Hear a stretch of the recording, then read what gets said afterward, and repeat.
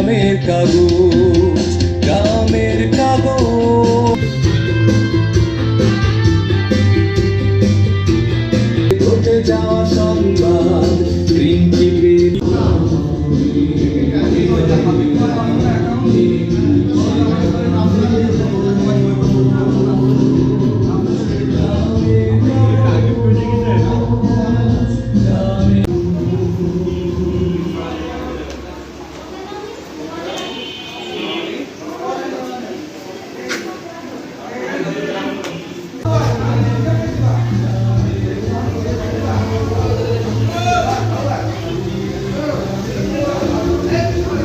ঘটে যাওয়া সংবাদ প্রিন্টি পেপার ও অনলাইনে পাঠকের কাছে দ্রুত যায় চলে।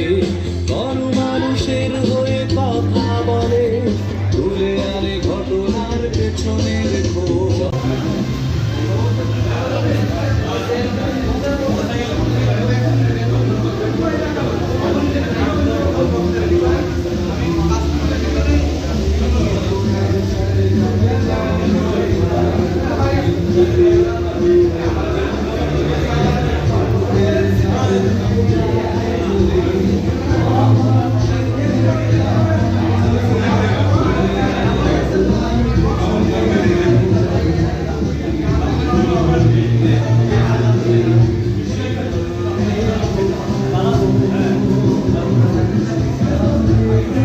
ভাই সবাই চলে আসছে। হ্যাঁ ভাই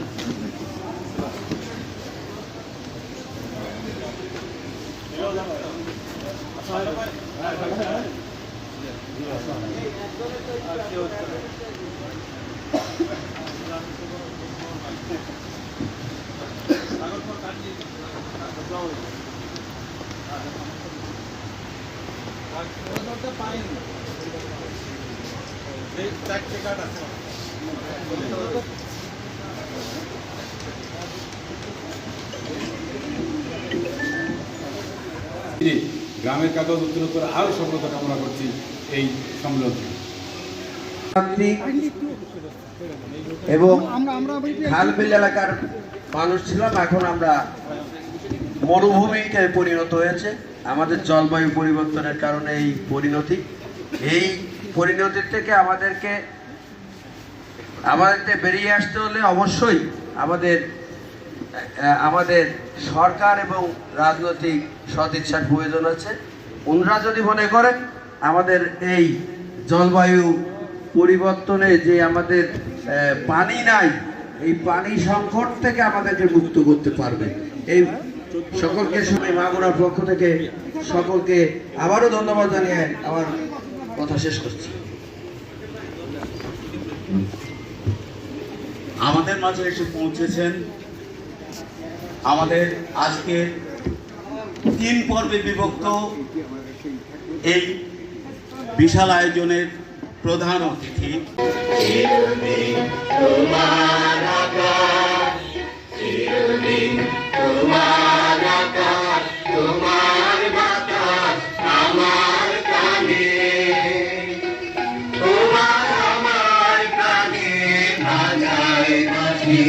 সোনার বাংলা, আমি তোমায় ভালোবাসি।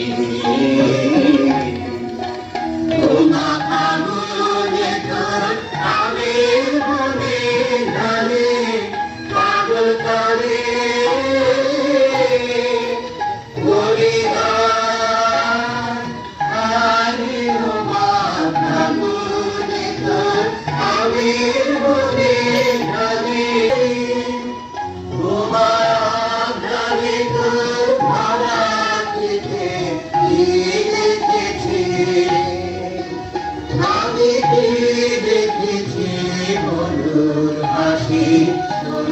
তোমায় ভালোবাসি।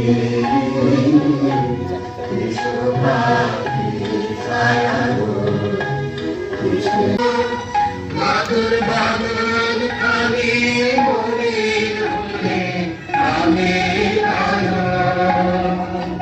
তোমার আমি জলে ভাসি সোনার বাংলা, আমি তোমার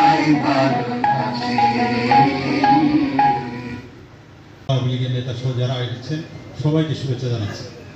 মূলত এই অনুষ্ঠানটি আমাদের একটি মিলন মেলা।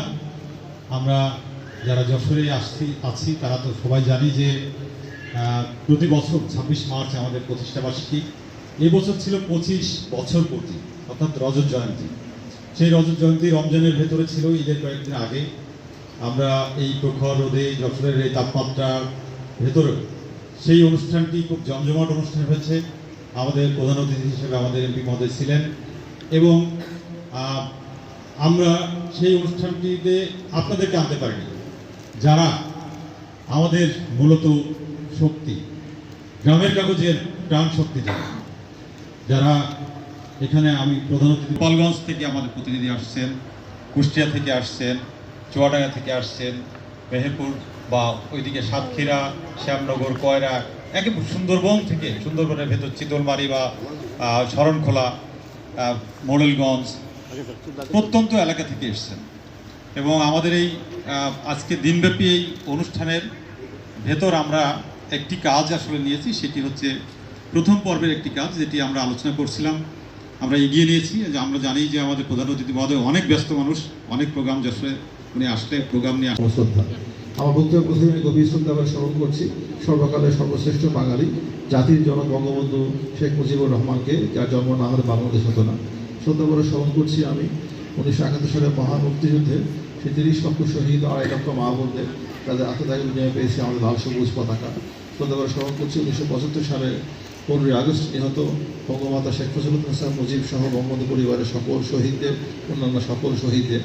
শ্রদ্ধা করে স্মরণ করছি আমাদের স্বাধিকার ও গণতান্ত্রিক আন্দোলনের সকল শহীদদের। আজকে অনুষ্ঠানের একটা শেষ পর্যায়ে আছে, শেষ দিন। আমাদের 3 জন গুণী মানুষ, যশোরে যারা আলোকিত মানুষ, তাদেরকে সম্মাননা প্রদান করার এই অনুষ্ঠানটি। তো আজকে আমরা এখানে মিলিত হয়েছি যে বিষয়টি আলোচনা করার জন্য অত্যন্ত গুরুত্বপূর্ণ বিষয়। তার আগে শুধু 2-4টি কথা বলতে হয়। মাননীয় প্রধানমন্ত্রী শেখ হাসিনা বাংলাদেশে তিনি কিন্তু 90-এর দশকে আমাদের সাংবাদিকতা জগৎকে প্রসারিত করেছিলেন। নেসা খাতুন, স্ত্রী ইয়াসমিন জাহান, জামিন রহমান তপু ও তালিক রহমান দীপু নামে তাদের 2 পুত্র রয়েছেন। একাডেমিক শিক্ষার হাতেখড়ি ঘুরুলিয়া সরকারি প্রাথমিক বিদ্যালয়ে, মাধ্যমিক যশোর মাতুতালয়ে। সাংবাদিকতায় অধ্যাপক মশিউল আজমের রয়েছে এক বর্ণাঢ্য জীবন। শিক্ষকতার পাশাপাশি তিনি এই পেশাকেও সমানভাবে এগিয়ে নিয়েছেন। স্থানীয় থেকে জাতীয় সাংবাদিকতা জীবনে কাজ করেছেন নানা পত্রিকায়। তার লেখনীতে উঠে এসেছে তৃণমূলের মানুষের চাহিদা, সমস্যা, সম্ভাবনা, বঞ্চনা আর প্রাপ্তির কাহিনী। সমানভাবে চালিয়েছেন সাহিত্য চর্চা। সেই স্কুল জীবন থেকে তার সাহিত্যের হাতেখড়ি। নিজের লেখার পাশাপাশি করেছেন সম্পাদনা। তার পৈতৃক নিবাস যশোর সদর উপজেলার চূড়ামনকাঠি ইউনিয়নের কর্মবীর মুন্সি মেহেরুল্লাহর পুণ্যভূমি সাতিয়ানতলা গ্রামে। পিতা মরহুম মকসেদ আলী ও মা মরহুমা এতিমখানা।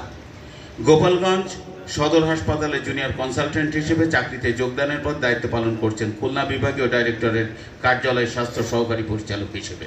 পরে যশোর জেনারেল হাসপাতাল থেকে তত্ত্বাবধায়ক হিসেবে চাকরি জীবনের রীতি টানেন। চিকিৎসার পাশাপাশি পেশাজীবী নানা পাওয়া যাচ্ছে। মহেশপুর সীমান্ত আব্দুর রহমান ভাই, আব্দুর রহমান ভাই কই ভাই? আসেন দেখি। আজকের মহতী সভার সভাপতি, প্রধান অতিথি, বিশেষ অতিথি এবং আমার প্রাণপ্রিয় গ্রামের কাগজের সকল সাংবাদিকবৃন্দকে আন্তরিক সালাম। আসসালামু আলাইকুম রহমতুল্লাহ বরকাতুহু।